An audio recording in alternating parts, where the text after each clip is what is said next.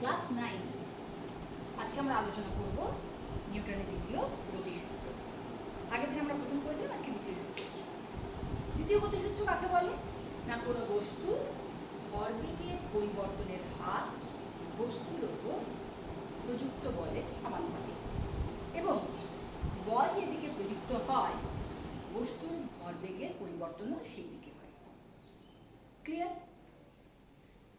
খেয়াল করো, যখন আমি নিউটনের দ্বিতীয় গতিসূত্র তোমাকে বললাম তখন আমি ভরবেগ কথাটা উল্লেখ করলাম। নিউটনের দ্বিতীয় গতিসূত্র পড়ানোর জন্য যেহেতু ভরবেগ লাগে, তাই আমি আমার আগের ভিডিওতেই ভরবেগ সম্পর্কে ধারণা তোমাদেরকে দিয়ে দিয়েছি।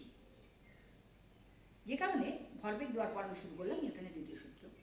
তো নিউটনের দ্বিতীয় সূত্র আবার একবার রিপিট করি, যে কোনো বস্তুর ভরবেগের পরিবর্তনের হার বস্তুর ওপর প্রযুক্ত বলের সমানুপাতিক এবং বল যেদিকে প্রযুক্ত হয় ভরবেগের পরিবর্তন সেই দিকেই হয়। তাহলে নিউটনের দ্বিতীয় গতিসূত্র থেকে আমরা কি পাই? না আমরা যেটা পাচ্ছি সেটা হচ্ছে বলের পরিমাপ। প্রথম সূত্র থেকে যেমন বলের ধারণা পেয়েছি না, ঠিক সেরকম দ্বিতীয় সূত্র থেকে আমরা পাচ্ছি বলের পরিমাপ। আর কি পাচ্ছি? না জড়তার পরিমাপ। আর কি পাবো? না আর পাবো আমরা বলের সঙ্গে ত্বরণ বা মন্দনের সম্পর্ক। বলের সাথে ত্বরণ বা মন্দনের সম্পর্ক। নেক্সট আমরা যেটা পাবো সেটা হয়ে যাচ্ছে, যদি কোনো অপ্রতিমিত বল বস্তুর উপর কাজ করে তাহলে বস্তুর গতির বৈশিষ্ট্যগুলো কি কি হবে?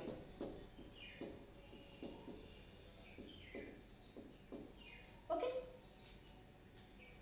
তাহলে নিউটনের দ্বিতীয় গতিসূত্র থেকে আমরা কি কি জানতে পারছি? না বলের পরিমাপ, জড়তার পরিমাপ, বলের সাথে ত্বরণ বা মন্দনের সম্পর্ক এবং অপ্রতিমিত বল বস্তুর ওপর যদি প্রযুক্ত হয় তাহলে তার গতির কিরকম বৈশিষ্ট্য হবে। ক্লিয়ার? এবার আমরা চলে আসছি বলের পরিমাপ। আমরা কিভাবে বলের পরিমাপ করব? ধরো এম ভরের আমি একটা বস্তু নিয়েছি, সেই বস্তুর ওপর এফ পরিমাণ বল টি সময় ধরে প্রয়োগ করা হলো।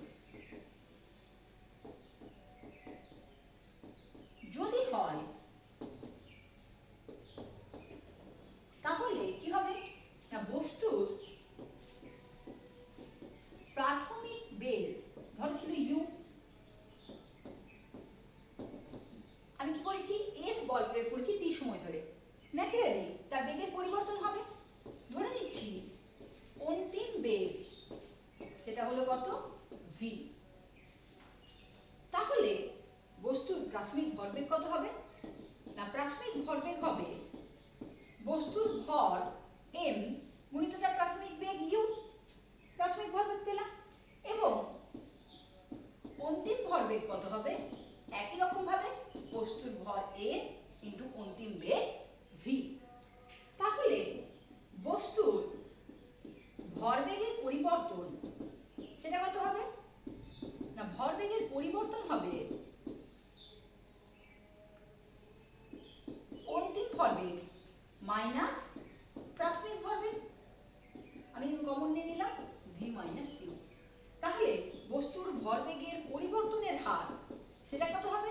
না পরিবর্তনের হার আমরা জানি কি করে বার করতে হয়? না পরিবর্তনটাকে যদি আমরা সময় দিয়ে ভাগ করে দিই তাহলে আমি পেয়ে যাবো ভরবেগ পরিবর্তনের হার। এই যে আমি আগেই বলেছি টি সময় ধরে বল প্রয়োগ করা হলো, তাহলে সময় আমার এখানেই নোট করা আছে। তাহলে আমি কি করলাম? ভাগ করে দিলাম। তাহলে বস্তুর ভরবেগের পরিবর্তনের হার কত হলো? M into V minus U by T. আবার এই জিনিসটা খেয়াল করো, V minus U by T অর্থাৎ বেগের পরিবর্তনের হার। বেগের পরিবর্তনের হার আমাকে কি দেয়? না বস্তুর ত্বরণ। তাহলে আমি লিখতে পারি বস্তুর ভর গুণিত বস্তুর ত্বরণ এম ইন্টু এ। এবার তোমার নিশ্চয়ই মনে হবে যে আমি কেন বার করলাম ভরবেগের পরিবর্তনের হার। এক্ষেত্রে তুমি খেয়াল করো, আমি নিউটনের দ্বিতীয় সূত্রে দিয়ে কি বলেছি? যে কোনো বস্তুর ভরবেগের পরিবর্তনের হার অর্থাৎ এম এ বস্তুর উপর প্রযুক্ত বল অর্থাৎ এফ এর সঙ্গে সমানুপাতিক, তাই তো? তাহলে নিউটনের দ্বিতীয় গতিসূত্র অনুসারে আমি কি বলতে পারি না, দ্বিতীয় গতিসূত্র অনুসারে F proportional m into a, অর্থাৎ প্রযুক্ত বল বস্তুর ভরবেগ পরিবর্তনের হারের সঙ্গে সমানুপাতিক। এফটা হলো কি প্রযুক্ত বল, এ হলো ত্বরণ। আমরা জানি যদি কোনো সমানুপাতিক চিহ্ন থেকে সমান চিহ্নে আসতে হয় তাহলে আমাকে কি করতে হবে না, একটা সমানুপাতিক ধ্রুবক দিয়ে গুণ করতে হবে।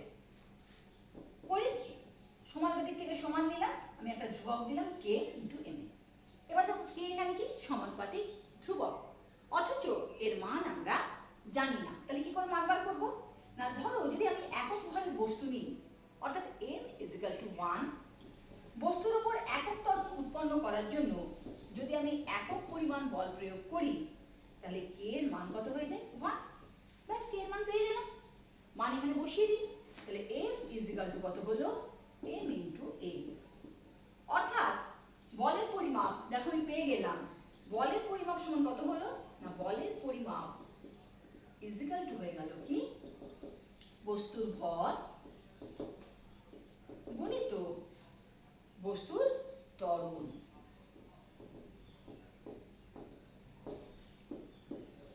ক্লিয়ার? তাহলে নিউটনের দ্বিতীয় গতিসূত্র থেকে আমরা যেটা বলেছিলাম যে আমরা কি পাবো না, বলের পরিমাপ পাবো। খেয়াল করে দেখো আমি অলরেডি বলের পরিমাপ বার করে দিয়েছি। বলের পরিমাপ বল সমান কত না, বস্তুর ভর গুণিত বস্তুর ত্বরণ। এবার আমরা আর কি বলেছিলাম যে আর কি জানতে পারবো না, সেকেন্ড যেটা আমরা বলেছিলাম আমরা কি জানতে পারবো, জড়তার পরিমাপ। জড়তার পরিমাপ কিরকম দেখো না, জড়তার পরিমাপ F = আমি কি পেলাম m ইনটু a, অর্থাৎ ভর ইনটু ত্বরণ। তাহলে a = আমি কত লিখতে পারি, F বাই m, অর্থাৎ বল বাই বল, প্রযুক্ত বল বাই ভর বস্তু। F যদি অপরিবর্তিত থাকে মানে কি না, F এর কোনো চেঞ্জ আমি করলাম না, F কনস্ট্যান্ট যদি হয় তাহলে সেক্ষেত্রে আমি লিখতে পারি a প্রপোর্শনাল 1/m, অর্থাৎ কোনো বস্তুতে উৎপন্ন ত্বরণ তার ভরের সঙ্গে ব্যস্তানুপাতে পরিবর্তিত হয়। কথাটা বুঝতে হয়তো একটু তোমার কষ্ট হচ্ছে। একটা খুব সহজ উদাহরণ যদি আমি দিই এক্ষুনি তোমার মাথায় ঢুকে যাবে। কিরকম, ধরো আমি একটা হালকা বাক্স নিলাম, খালি বাক্স, সেই বাক্সটাকে আমাকে ঠেলে একটুখানি সরাতে হলো, সরালাম, কিন্তু ওই একই বাক্স যদি আমি মাল ভর্তি করে দিই তাহলে সেই ভর্তি বাক্স সরাতে আমার কি একই বল প্রয়োগ করতে হবে? খুব স্বাভাবিক বুদ্ধিতে আমরা জানি কি যে মাল ভর্তি বাক্স যদি আমাকে সরাতে হয় তাহলে কি আমাকে একটু বেশি বল প্রয়োগ করতে হলো। কেন? প্রথম ক্ষেত্রে বাক্স যখন খালি ছিল তখন তার ভর কম ছিল, ভর যদি কম থাকে তাহলে বল প্রয়োগ করলে কি হবে, বেশি ত্বরণ উৎপন্ন হবে, বা একই ত্বরণ উৎপন্ন করার জন্য আমাকে কম বল প্রয়োগ করতে হবে। অর্থাৎ বস্তুর ভর কম ছিল মানে তার জাঘ্য কম ছিল। ঠিক সেরকম যখন ভর্তি বাক্স করলাম তখন আমাকে বেশি বল প্রয়োগ করতে হলো ত্বরণ উৎপন্ন করার জন্য বা সরানোর জন্য। কেন? কারণ তখন তার ভর বেশি অর্থাৎ জাঘ্য বেশি। এখান থেকে আমরা কনক্লুশন ড্র করতে পারি যে বস্তুর ভর হলো তার জাঘ্যের পরিমাপ। হলো, তাহলে আমি এখান থেকে কনক্লুশন ড্র করতে পারি কি না, বস্তুর ভর হয়ে গেল তার জাঘ্যের পরিমাপ। নেক্সট আমি আরো কি বলেছিলাম, নিউটনের দ্বিতীয় সূত্র থেকে পাই, পেলাম বলের পরিমাপ, পেলাম জড়তার পরিমাপ পেলাম। গুড। এরপর আমরা চলে আসছি কি বলের সঙ্গে ত্বরণের সম্পর্ক। খেয়াল করে দেখো, বল ভেক্টর রাশি, আমরা আগে আলোচনা করেছি, ত্বরণ ভেক্টর রাশি। অর্থাৎ আমি বলতে পারি কোনো বস্তুর ত্বরণকে তার ভর দিয়ে গুণ করলে আমরা বল পেয়ে যাই, 1 নম্বর পয়েন্ট। 2 নম্বর পয়েন্ট আমরা বলতে পারি কি যে প্রযুক্ত বল যেদিকে হবে ত্বরণের দিকটাও কি হবে সেই দিকেই হবে। এরপর 4 নম্বর আমরা বলেছিলাম কি যে যদি কোনো অপ্রতিমিত বল বস্তুর ওপর প্রয়োগ করা হয় তাহলে সেক্ষেত্রে কি হবে না, সেক্ষেত্রে কি কি বৈশিষ্ট্য আমরা দেখতে পাবো। 1 নম্বর বৈশিষ্ট্য, বল যতক্ষণ প্রয়োগ করা হবে ত্বরণ ঠিক ততক্ষণ অবধি থাকবে। যে মুহূর্তে আমি বলটাকে 0 করে দেব, অর্থাৎ F যদি 0 হয়ে যায় আমার ন্যাচারালি A কত হয়ে যাবে 0, অর্থাৎ বস্তুর কোনো ত্বরণ থাকবে না। তার মানে এ নয় যে বস্তুটা থেমে যাবে। কি হবে না, বস্তু এতক্ষণ অবধি যে বেগ অর্জন করেছে সেই বেগ নিয়ে সে সমবেগে সরলরেখা বরাবর চলতে থাকবে।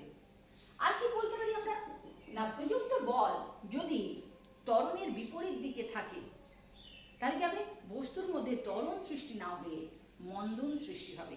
বা আরো সহজভাবে যদি আমি বলি, কি বলবো, যে বল যদি গতির বিপরীত দিকে কাজ করে তাহলে সেক্ষেত্রে বস্তুতে ত্বরণ সৃষ্টি হবে না, মন্দন সৃষ্টি হবে।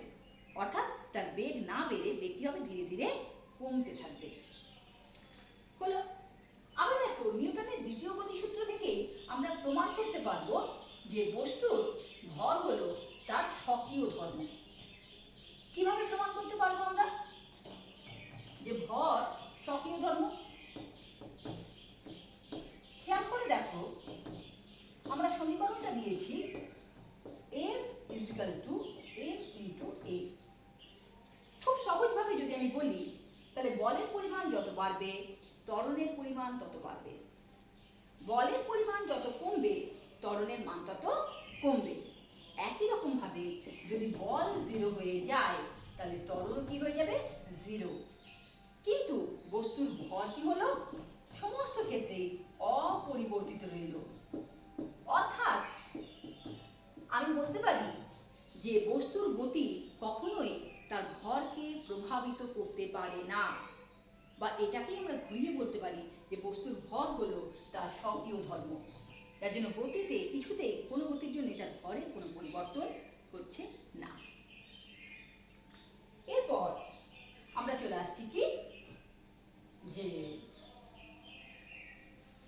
পরিবর্তনশীল ভর। এতক্ষণ ধরে আমরা যে সমস্ত আলোচনা করলাম তাতে ভরের কিন্তু কোনো পরিবর্তন হয়নি। আমরা কি বলেছিলাম যে বল F কি হয়ে যাচ্ছে না, বস্তুর ভরবেগের পরিবর্তনের হারের সঙ্গে সঙ্গতিপূর্ণ। অর্থাৎ ভরবেগের পরিবর্তন বাই সময়। খেয়াল করো, বল সময় যদি এটা হয় তাহলে আমি লিখতে পারি, আমরা জানি বলকে আমরা F দিয়ে লিখলাম, তাহলে ভরবেগের পরিবর্তনকে আমরা কি লিখতে পারি, ডেল্টা পি, আর টাইমটাকে আমরা কি লিখতে পারি, ডেল্টা টি। ভরবেগ অর্থাৎ ভর গুণিত বেগ, ডেল্টা এ ইনটু ভি, এটা লিখতে পারি বাই ডেল্টা টি। ভরের পরিবর্তন হচ্ছে সময়ের সাথে। কখন? সাধারণত আমাদের যে অভিজ্ঞতা তাতে কিন্তু আমরা দেখি যে ভরের কোনো পরিবর্তন হয় না, কিন্তু কিছু কিছু ক্ষেত্রে আমরা ভরের পরিবর্তন লক্ষ্য করি। কোথায় না, এটা খুব সহজ উদাহরণ দিচ্ছি তোমাকে, কনভেয়ার বেল্ট। ঠিক আছে,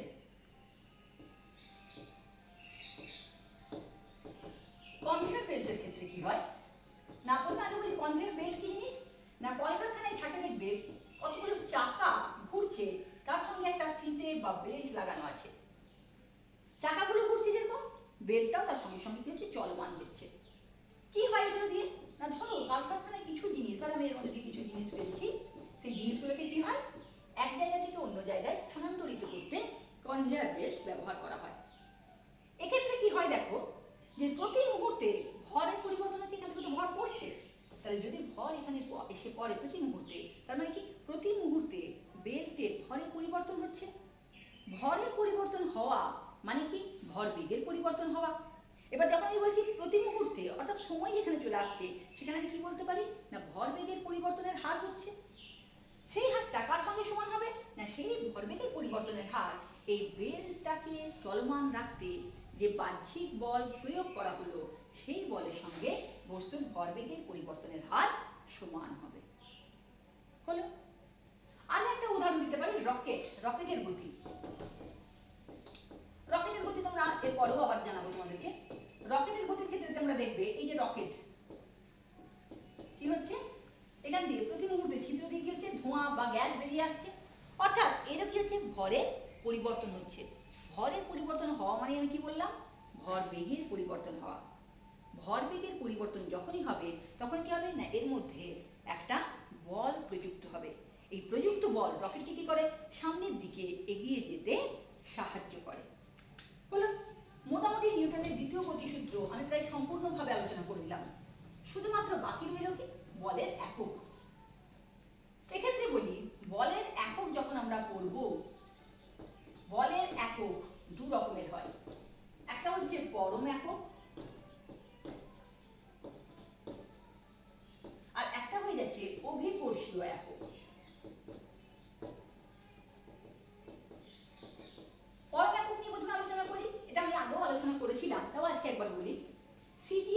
পদ্ধতিতে বলের পরম একক হলো ডাইন। কি করে? না ডাইন দেখো এফ ইজিক্যাল টু আমরা জানি এম ইন্টু এ, সিজিএস নিয়েছি যেহেতু, সুতরাং ভরের একক কি লিখবো? গ্রাম ইন্টু ত্বরণের একক কি হবে? Centimetre per second square. আর এসআই পদ্ধতিতে পরম একক কি হলো? নিউটন। বিজ্ঞানী নিউটনের নাম অনুসারে বলের পরম একক কি হয়? নিউটন। একই রকম ভাবে দেখো ভরের একক কি হবে? কিগ্রা, যেহেতু আমি এসআই পদ্ধতি নিয়েছি। আর এখানে কি হবে? ত্বরণের একক মিটার পার সেকেন্ড স্কোয়ার। হয়েছে? পরীক্ষার সময় প্রশ্ন আসে যে 1 নিউটন সমান কত ডাইন, অর্থাৎ নিউটনের সঙ্গে ডাইনের কি সম্পর্ক। 1 নিউটন যদি আমি এখানে করে দিচ্ছি, 1 নিউটন সমান কিগ্রা ইন্টু এ, কিগ্রা থেকে গ্রামে করলে কি হয়? 1000, মানে আমি লিখতে পারি 10 টু দি পাওয়ার 3 এত গ্রাম, ইন্টু মিটার থেকে সেন্টিমিটার, অর্থাৎ 1 মিটার সমান 100 সেন্টিমিটার সমান 10 টু দি পাওয়ার 2 এত centimetre per square second square. তাহলে এখানে হলো 10 to the power 5 gram centimetre square, centimetre per second square. আমি কি পেলাম? সমান ডাইন। অর্থাৎ 1 নিউটন সমান সমান 10 টু দি পাওয়ার 5 ডাইন। বুঝেছে? পরীক্ষার সময় এগুলো খুব আসে, সুতরাং এগুলো দেখে রাখবে। কি বললাম? যে সিজিএস পদ্ধতিতে বলের পরম একক হলো ডাইন, এসআই পদ্ধতিতে বলের পরম একক হলো কি? নিউটন, এবং নিউটন ও ডাইনের সম্পর্ক। চলে আসছি অভিকর্ষীয় একক। সিজিএস পদ্ধতি যদি আমরা নিই তাহলে অভিকর্ষীয় একক হলো গ্রাম ভার।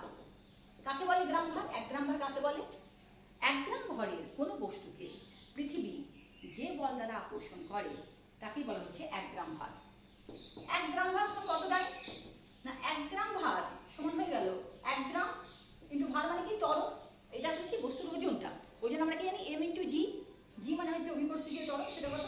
981 সেন্টিমিটার পার সেকেন্ড স্কয়ার।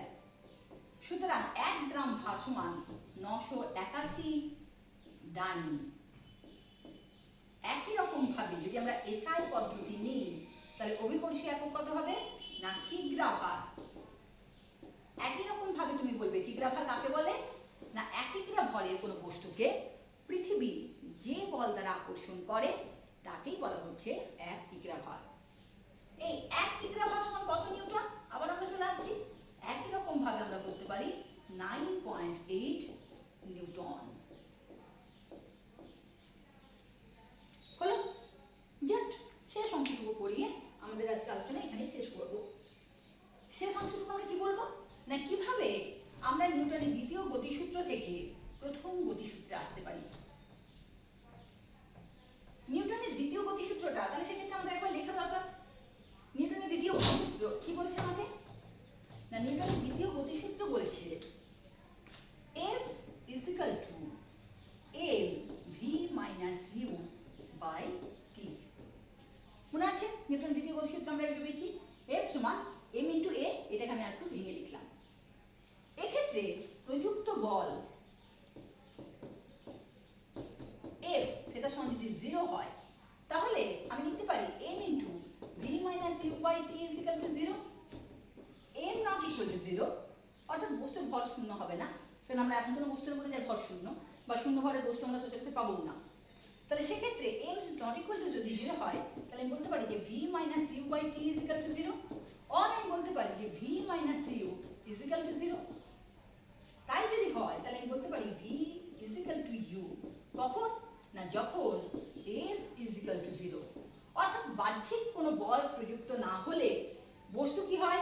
অন্তিম বেগ এবং প্রাথমিক বেগ সমান। মানে কি?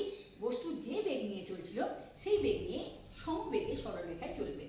আর যদি u ইজ ইকুয়াল টু 0 হয় অর্থাৎ বস্তু যদি স্থির হয়, তার প্রাথমিক কোনো বেগ না থাকে, তাহলে কি হবে? v ইজ ইকুয়াল টু 0 হবে। এটার মানে কি? না বাহ্যিক বল যদি না থাকে, কোনো বল প্রয়োগ করা যদি না হয়, f ইজ ইকুয়াল টু 0 হয়, তাহলে স্থির বস্তু চিরকাল স্থির থাকে। তাহলে খেয়াল করো নিউটনের দ্বিতীয় গতিসূত্র থেকে আমরা কি পেলাম? যে বাইরে থেকে কোনো বল প্রয়োগ করা না হলে স্থির বস্তু স্থির থাকবে এবং গতিশীল বস্তু সমবেগে সরল রেখায় চলতে থাকবে।